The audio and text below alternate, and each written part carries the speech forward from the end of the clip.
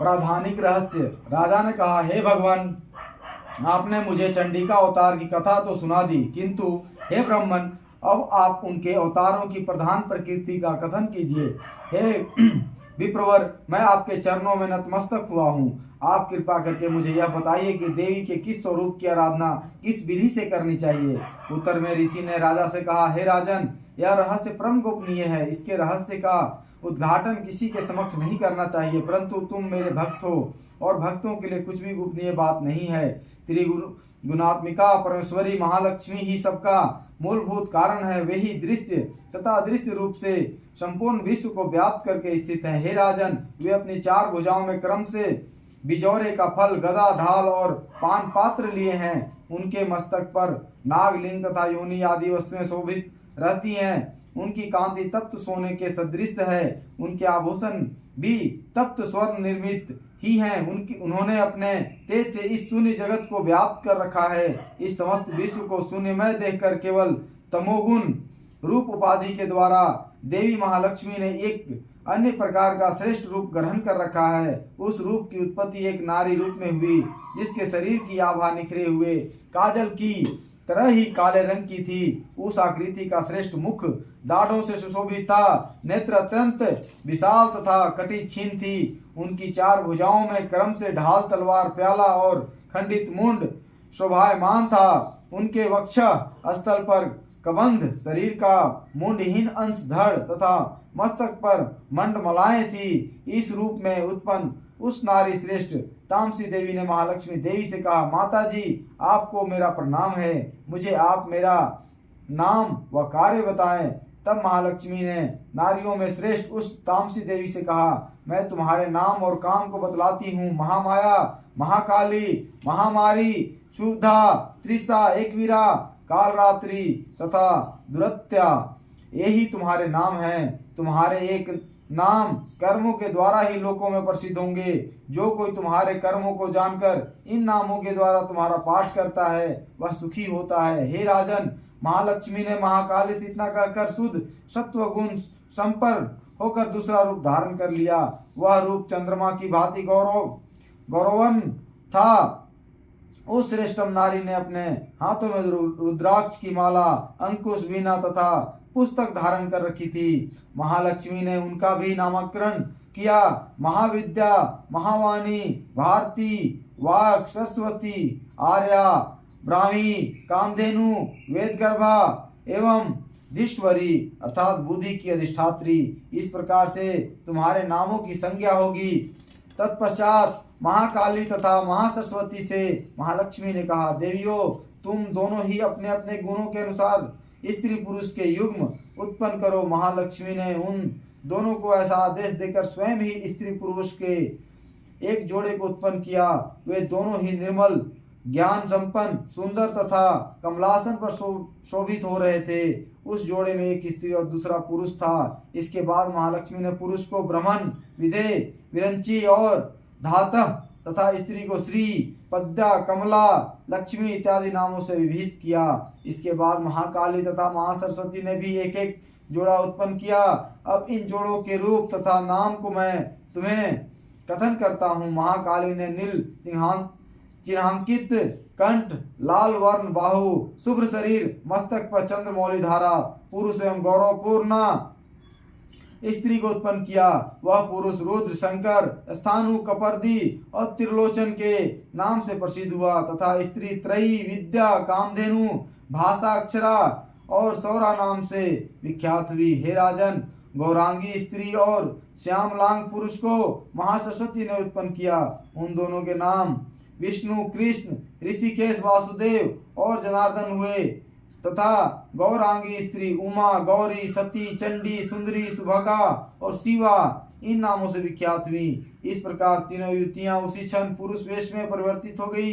इस रहस्य को केवल ज्ञानी लोग ही समझ सकते हैं, किंतु अज्ञानी जन जान नहीं सकते। हे राजन, महालक्ष्मी ने त्रयी विद्या रूप सरस्वती को ब्रह्मा के लिए, वरदायिनी गौरी को रुद्र के निमित्त तथा लक्ष्मी को वासुदेव के लिए पत्नी रूप में अर्पित कर दिया। इस प्रकार सरस्वती के साथ मिलकर ब्रह्मा जी ने चराचर ब्रह्मांड की सृष्टि की और परम पराक्रमी भगवान रुद्र ने गौरी के साथ मिलकर उसका वेदन किया। हे राजन, उस ब्रह्मांड में परम तत्व आदि कार्य समूह पंचभूतों से मिलकर स्थावर जंगम रूप इस जगत की उत्पत्ति हुई। तदंतर भगवान विष्णु ने लक्ष्मी के सहयोग से सृष्टि का भरण पोषण किया और प्रलय काल में शिव ने गौरी के साथ मिलकर विश्व का संहार कर डाला। हे महाराज, सर्वस्वतमयी तथा संपूर्ण तत्वों की अधिष्ठात्री देवी महालक्ष्मी ही हैं। वे निर्गुण और सगुण रूप में अनेक नामों को ग्रहण करती हैं। इन महालक्ष्मी का निरूपण सगुण वाचक सत्य, ज्ञान, चित्त, महामाया आदि नामों के द्वारा करना उचित है। केवल महालक्ष्मी नाम से या किसी अन्य प्रत्यक्ष प्रमाण के द्वारा उनका वर्णन करना नितांत असंभव है। इस प्रकार प्रधानिक रहस्य समाप्त हुआ। वह कृतिक रहस्य। इसके पश्चात ऋषि बोले, हे राजन, सर्वप्रथम सत्वगुण, त्रिगुणात्मिका, तामसी आदि भेद से महालक्ष्मी के जो 3 रूप बताए गए हैं वे ही सर्वा, चंडिका, दुर्गा, भद्रा, भगवती आदि नामों से अभिहित हैं। तमोगुणी महाकाली ही भगवान विष्णु की योग निद्रा मानी गई हैं। मधु कैटव वध के निमित्त ब्रह्मा जी ने जिन देवी की स्तुति की थी वही महाकाली हैं। वे 10 मुखों, 10 भुजाओं एवं 10 पादों से युक्त हैं। कजल वर्ण के समान 3 विशाल नेत्रों से युक्त हैं। हे राजन, दांतों एवं दाढ़ों की चमक के कारण उनका भयानक रूप होने पर भी वे सौंदर्य, सौभाग्य, दीप्ति एवं महान संपत्ति की प्रदायिका हैं। उनकी 10 भुजाओं में क्रम से खड्गवान, गदा, शूल, चक्र, शंख, सुषुंडी, परीघ, धनुष तथा रक्त सिक्त खंडित मुंड शोभित रहता है। भगवान विष्णु की दुरूह महाशक्ति महाकाली हैं। इनकी उपासना से उपासक संपूर्ण जगत को अपने अधीनस्थ कर लेता है। जिनका प्रादुर्भाव संपूर्ण देवों के संयुक्त अंगों से हुआ था वे ही अतुलनीय कांतिमयी साक्षात महालक्ष्मी हैं। वे महिषासुर मर्दिनी तथा त्रिगुणात्मिकता प्रकृति हैं। उनकी मुखाकृति गौरव वर्ण, भुजाएं श्याम वर्ण, स्तन प्रदेश श्वेत वर्ण, कटी प्रदेश और पाद लोहित वर्ण और एवं जांघें तथा पिंडलियां नील वर्ण की हैं। त्रैलोक्य में अपराजय होने के कारण उनमें अपने शौर्य का गौर भी है। कटी का अग्रभाग विविध वर्णों के वस्त्रों से आच्छादित होने के कारण वह अतीव मनोमुग्धकारिणी और विचित्र रूप में दिखाई पड़ती हैं। उनकी माला, वस्त्राभूषण आदि समस्त वस्तुएं विचित्र हैं। वे रूप, लावण्य और सौभाग्य से शोभित हैं। उनकी असंख्य भुजाएं होने पर भी उन्हें अष्टादश भुजा मानकर उनकी पूजा करनी चाहिए। अब उनके दाएं हाथ के निम्नांग से लेकर बाएं पार्श्व के निचले हाथों में जो जो अस्त्र और विभूषित हैं उनका वर्णन हो रहा है। रुद्राक्ष माला, पद्य, बाण, तलवार, वज्र, गदा, चक्र, त्रिशूल, परशु, शंख, घंटा, पास, शक्ति, दंड, ढाल, धनुष, पान पात्र और कमंडलु इन उपर्युक्त अस्त्रों की वे धारणी हैं। वे कमलासन पर आसीन हैं। वह सर्वदेवमयी तथा सभी प्राणियों की अधीश्वरी हैं। हे राजन, जो इन महालक्ष्मी देवी की आराधना करता है वह समस्त लोकों तथा देवों का भी स्वामी बन जाता है। जो देवी पार्वती जी के शरीर से निकली थी और जिन्होंने शुंभ नामक असुर का विनाश किया था उन्हें साक्षात सरस्वती माना गया है। हे पृथ्वीपति, उनकी 8 भुजाओं में क्रम से बाण, मुसल, शुक्ल चक्र, शंख, घंटा, हल और धनुष को शोभायमान होता है। निशुंभ, मर्दनी, वर्दनी तथा शुंभासुर विनाशिनी सरस्वती देवी की भक्ति भाव से पूजा करने पर प्राणी सर्वज्ञता को प्राप्त कर लेता है। हे राजन, मैंने तुम्हें महाकाली आदि तीनों मूर्तियों के स्वरूप का रहस्य समझाया। अब इसके बाद जगजननी महालक्ष्मी तथा इन महाकाली आदि त्रिमूर्तियों को भिन्न भिन्न प्रकार से उपासना विधि बतलाता हूँ, तुम उसे सुनो। जब भी महालक्ष्मी की पूजा करनी हो तब मध्य भाग में उनकी मूर्ति स्थापित करें एवं उनके दक्षिण तथा वाम पार्श्व में क्रमशः महाकाली तथा महासरस्वती की प्रतिमा स्थापित करें। तत्पश्चात तीनों युगल देवों की स्थापना कर उपासना करनी चाहिए। महालक्ष्मी की पृष्ठ भाग के ठीक मध्य में सरस्वती के साथ ब्रह्मा की पूजा करें तथा उनके दक्षिण भाग में गौरी के साथ रुद्र की तथा बाएं भाग में लक्ष्मी के साथ विष्णु की पूजा करें। महालक्ष्मी आदि तीनों देवियों के सामने निम्नलिखित 3 देवियों की भी पूजा करनी चाहिए।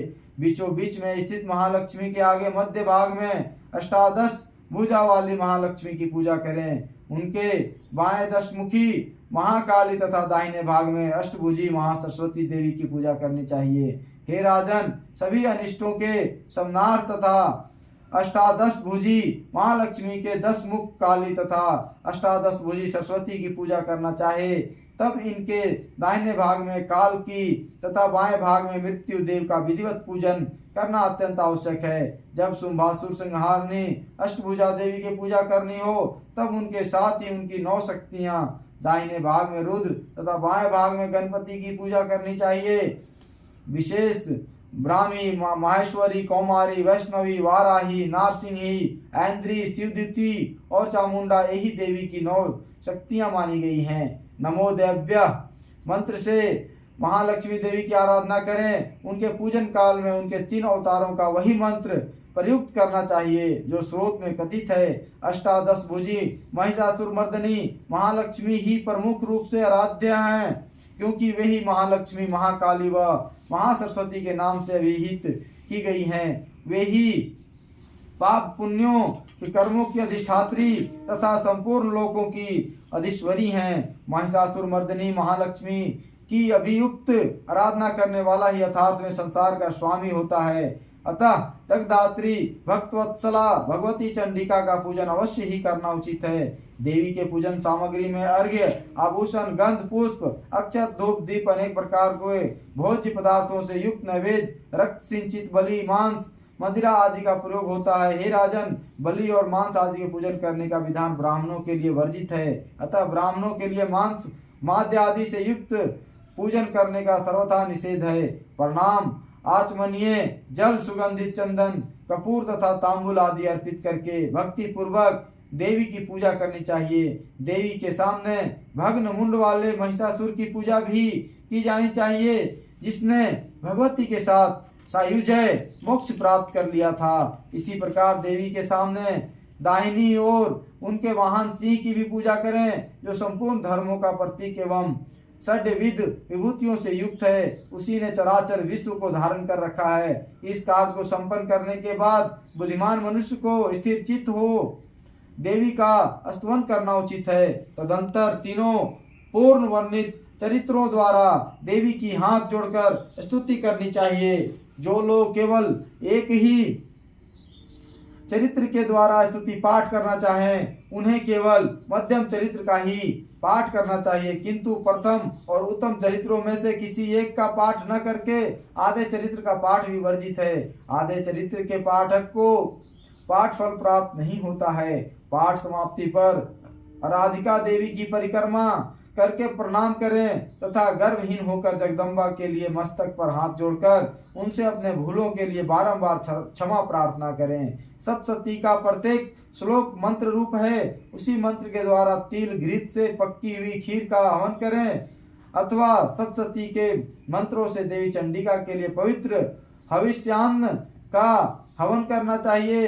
होम के बाद महालक्ष्मी के नामों का मंत्रों का उच्चारण करते हुए दत्तचित्त हो सुन पुनः उनकी पूजा करें। तदंतर करबद्ध होकर नत भाव से अपने इंद्रियों और मन का निरोध करके देवी को नमस्कार करें तथा अपने हृदय में उनके स्वरूप का ध्यान करके कुछ क्षणों तक चिंतन करें। चिंतन काल में इतनी तन्मयता हो कि बाहरी जगत का ज्ञान न रहे।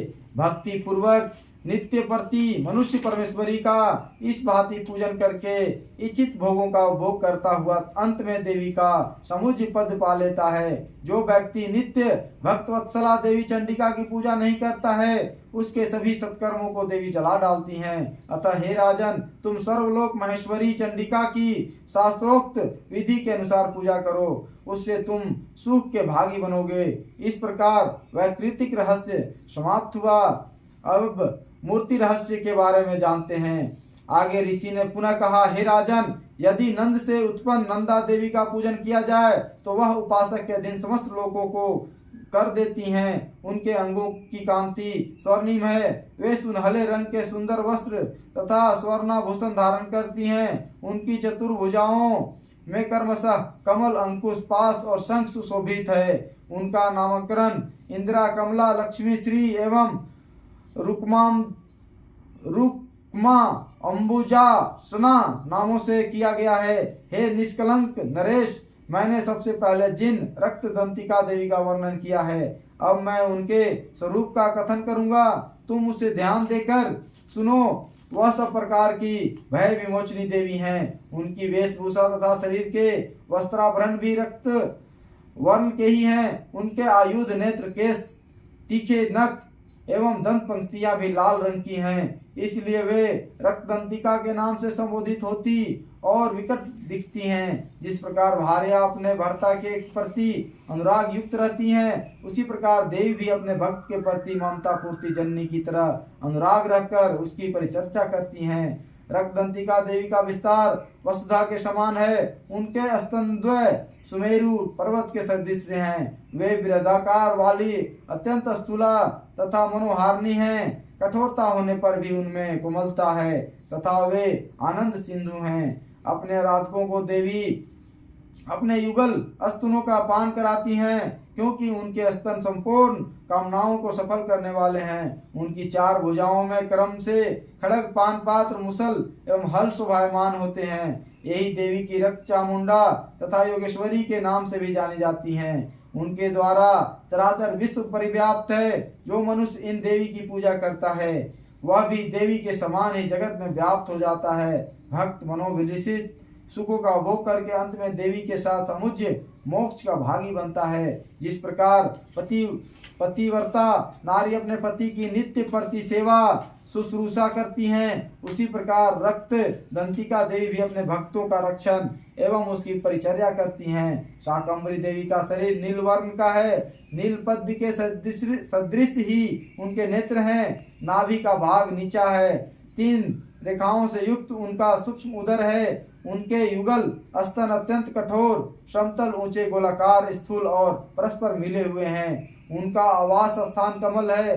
उनके हाथों में बाणों से पूर्ण मुष्टि कमल शाखों का समूह तथा चमकदार धनुष है। वह शाख समूह फूल, फल, मूल तथा पत्तों से पूर्ण है। वह निःसीम आकांक्षाओं के रसों से पूरित हैं। साथ ही क्षुधा, पिपासा तथा मृत्यु भय निवारक हैं। उन्हीं का नाम शाकंभरी, शताक्षी एवं दुर्गा है। वे ही शोक रहित, दुष्ट दारिणी एवं पाप तापनाशक हैं। उमा, गौरी, सती, चंडी, कालिका और पार्वती भी उन्हीं का नाम है। जो व्यक्ति शाकंभरी देवी का अष्टवन पूजन, ध्यान, जप और वंदन करता है, वह शीघ्र ही अन्न पान और तथा अमृत रूप अक्षय फल का अधिकारी बन जाता है। भीमा देवी का शरीर भी नीलवर्ण है। उनकी दाढ़ें और दंतावलियां चमकीली हैं। उनके नेत्र विशाल स्त्री का रूप, स्तन स्थूल तथा गोलाकार हैं। उनके हाथ में चंद्रहास नामक तलवार है तथा वे डमरू, मस्तक और पान पात्र लिए हुए हैं। वे ही एक वीरा, काल रात्रि तथा कामदा के नामों से प्रसिद्ध होकर गौरवान्वित होती हैं। ब्राह्मणी देवी की शरीर की आभा विविध वर्णों की है। वे अपने तेज के फलस्वरूप अत्यंत दुर्धर्ष दिख पड़ती हैं। उनका अंगराग भी अनेक रंगों का है तथा वे भांति भांति के आभरणों को धारण करती हैं। चित्त, भ्रमर, पानी तथा महामारी आदि नामों से उनका यशोगान किया जाता है। हे राजन, इस प्रकार जगजननी चंडिका देवी की मूर्तियों का स्वरूप वर्णन किया गया है। उनका कीर्तन करने से कामधेनु के समान कामनाओं की पूर्ति होती है। इसका वर्णन किसी दूसरे व्यक्ति से नहीं करना चाहिए, क्योंकि यह परम गोपनीय रहस्य है। दिव्य मूर्तियों का यह आख्यान मनोरथ पूर्ण करने वाला है। इसलिए तुम सतत प्रयत्नशील होकर देवी की उपासना में लग जाओ। सप्तशती के मंत्रों के पाठ मात्र से ही मनुष्य के 7 जन्मों के ब्रह्म हत्या आदि पापों का नाश होता है। इसलिए मैंने तुमसे देवी के गहन से गहनतर ध्यान का वर्णन किया है, जो समस्त अभिलाषाओं को सिद्ध करने वाला है। उनके प्रसाद से तुम सर्वोपरि हो जाओगे, क्योंकि देवी का स्वरूप ही सर्वरूपमय है तथा यह संपूर्ण विश्व देवी से युक्त है। अतएव मैं उस विश्व रूपा जगजननी परमेश्वरी को प्रणाम करता हूँ। इस प्रकार मूर्ति रहस्य समाप्त हुआ।